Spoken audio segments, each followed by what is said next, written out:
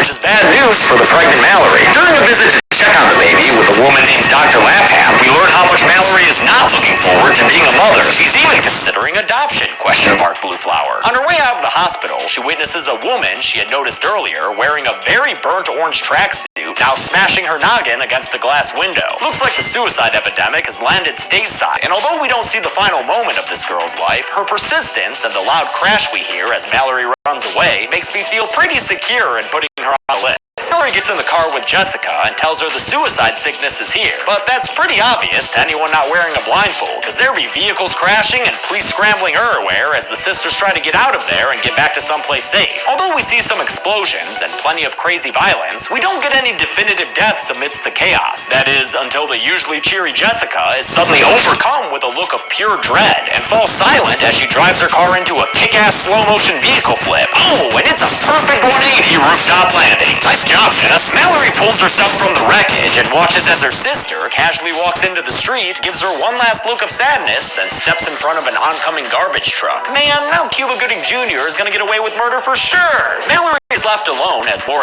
explosions and car crashes happen around her, and I'll just go ahead and include one dude on the count since he's either dead or a NyQuil driver, and it ain't NyQuil driving time. As Mallory is knocked to the ground by the hordes of people fleeing invisible terror, a woman named Lydia goes to help her, despite her husband Douglas telling her there's no time to be a good Samaritan. Sure enough, right as she reaches Mallory's side, Lydia begins to hear voices.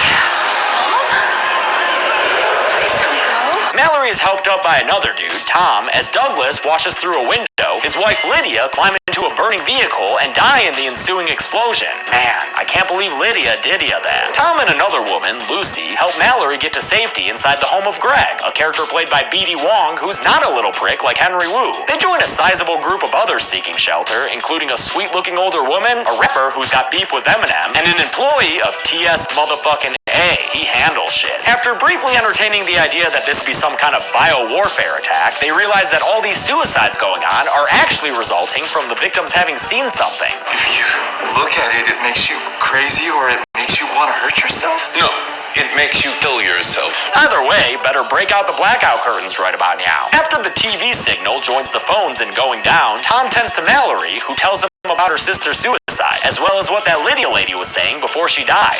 And then she started talking to her mom.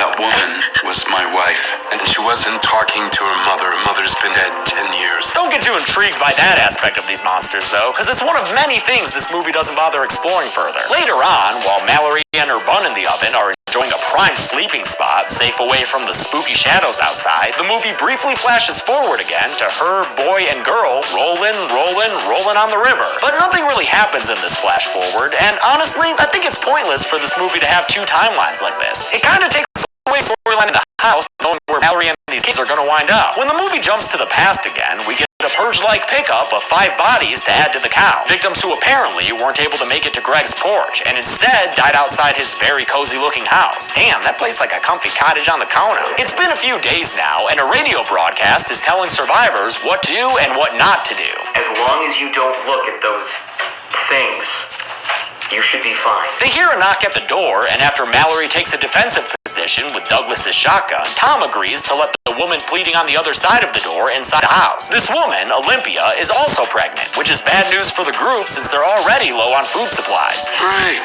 now we can all starve here in the maternity ward. Greg gets an idea to use his house's security cameras to see what's going on outside, reasoning that if they're just watching whatever's out there on a digital screen, it may not be as lethal as looking at it directly. This guy eclipses. They strap him to a chair to protect him from himself, and after everyone leaves the room, he turns on his security cameras for the boringest binge watch of all time. While he does that, everyone tends to their various needs, whether it be prenatal pills, drops of alcohol, or eyefuls of booty. Not a chance. The world's ending, baby, so you never know. Before long, Greg sees some leaves blowing and a scary shadow appear on his camera feed, and it becomes obvious that, digital image or not, whatever he's looking at is leaving him pretty messed up. And so, after the others enter his office to find him thrashing around, Greg kills himself by knocking over his chair and breaking his head open against a stone mantle. Damn, dude survived numerous outbreaks of murderous dinosaurs, but couldn't make it through a single marathon of security cam footage. Another night